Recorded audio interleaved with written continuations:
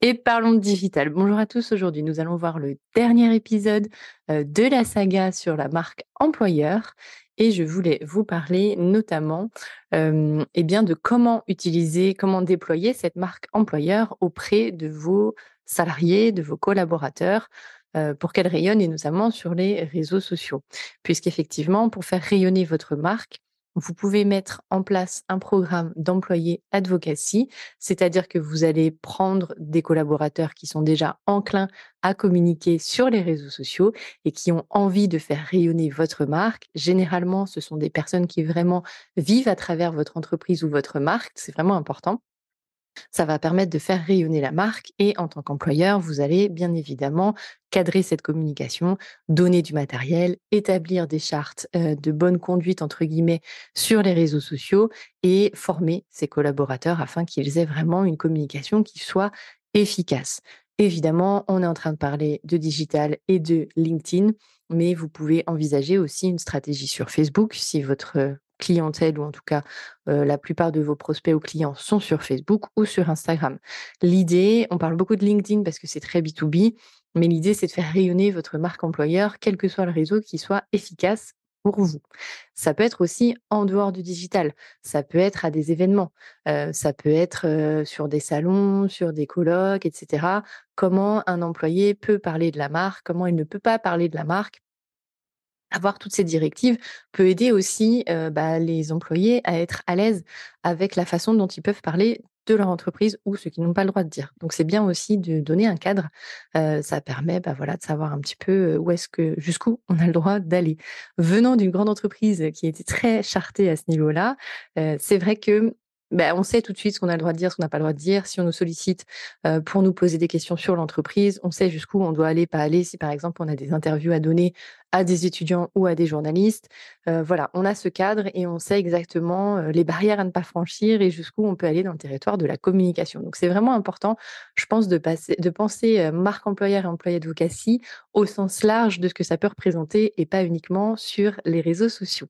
Voilà, après moi ce que je vous conseillerais, ce serait de faire des exercices de mise en pratique, c'est-à-dire notamment pour le digital, là je retourne un petit peu dans le digital, de faire des exercices pour savoir comment structurer un poste, pour aussi, en fait, donner de la valeur à vos, employés.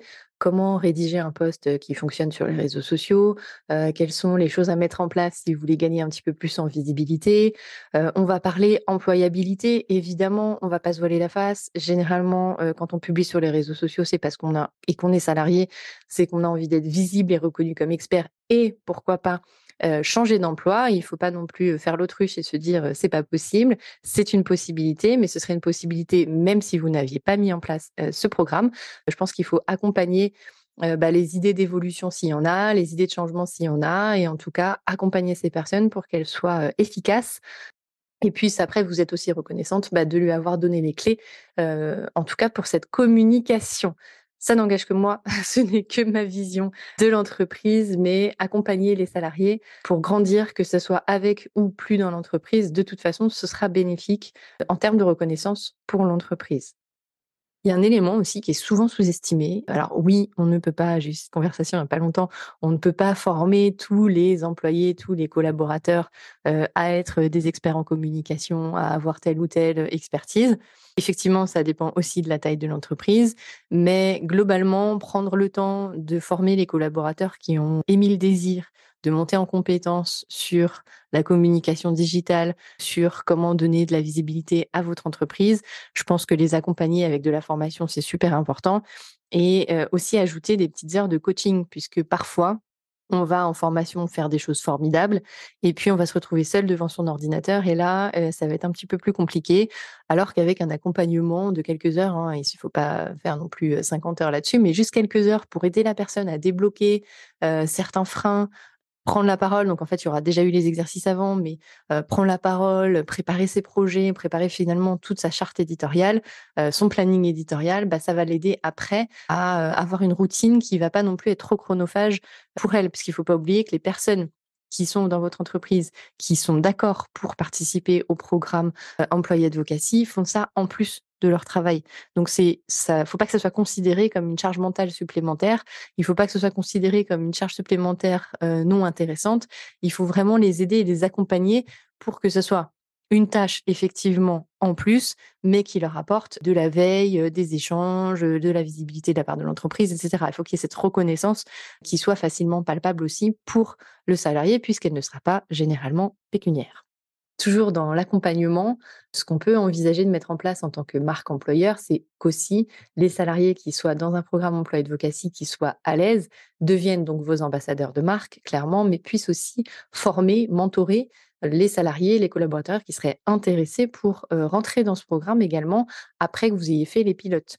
Donc de mettre en place ce cercle vertueux de personnes qui montent en compétences et qui ensuite forment leurs collaborateurs peut être quelque chose de bénéfique pour votre entreprise, puisqu'on rentre complètement dans la collaboration, la coopération, et que ça peut également, du coup, solidifier votre culture d'entreprise.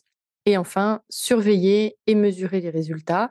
Il faut pouvoir voir si ce que vous avez mis en place en tant que marque employeur, ça vous apporte plus de candidatures spontanées, plus de candidatures qui aboutissent sur votre site carrière. Souvenez-vous, les sites carrières ne sont pas toujours simples d'utilisation ni faciles d'accès, notamment quand on navigue sur le mobile. Donc, ça va être intéressant de mesurer justement si les efforts que vous avez mis en place vous apportent plus de candidats pour les personnes extérieures. Et évidemment, avec tout le plan de formation que vous aurez mis en place, la remontée de besoins des collaborateurs, le système d'employé advocacy, comment vous réussissez à fidéliser vos collaborateurs actuels et donc avoir un taux de turnover qui soit moins important que dans d'autres entreprises qui n'auraient pas mis en place un programme comme le vôtre. Let's talk digital. Et petite anecdote, sur ce sujet, c'est vrai que quand je travaillais pour une grande marque automobile, on avait, déployé un programme employé advocacy. Bon, à l'époque, il y avait pas toutes les fonctionnalités que LinkedIn peut nous proposer maintenant, mais ça a été assez, compliqué finalement d'identifier les personnes qui seraient d'accord pour jouer le jeu. Ensuite, c'est vrai que ça a été tout aussi compliqué de former les personnes à une bonne communication sur, les réseaux sociaux avec ce fameuse, charte éditoriale, donc les guidelines de ce qu'on peut pas faire. Et ça demandait ensuite un contrôle. Moi, je regardais les posts de tous les collaborateurs qui faisaient partie du programme en leur disant: «Bah, oui, là, c'est bien, donc il faut encourager et puis, bah, là, non, on va peut-être éviter, retire ton post ou modifie-le». Voilà, il y a des bonnes pratiques qui ne sont pas respectées. Donc dans les grandes lignes, ça paraît toujours très simple, mais en réalité, ça demande du temps, ça demande de la formation, ça demande du coaching pour vraiment, enfin, quand je dis coaching, de l'accompagnement en tout cas, des salariés pour vraiment monter en compétences dans ce domaine-là et être à l'aise pour le faire. Enfin, je vous conseille de ne prendre que les personnes qui sont volontaires et de faire plusieurs, peut-être réunions pour expliquer ce qu'est le programme Employé Advocacy, ce que ça représente, pour rassurer ceux qui ne connaissent pas. Mais en tout cas, ne sélectionner, que des personnes qui ont vraiment envie de le faire et qui sont, passionnées par la communication digitale ou qui ont vraiment envie de monter en compétences, dans ce domaine. Voilà, c'est le dernier épisode sur la marque employeur. Merci d'avoir écouté cet épisode et je vous retrouve bientôt!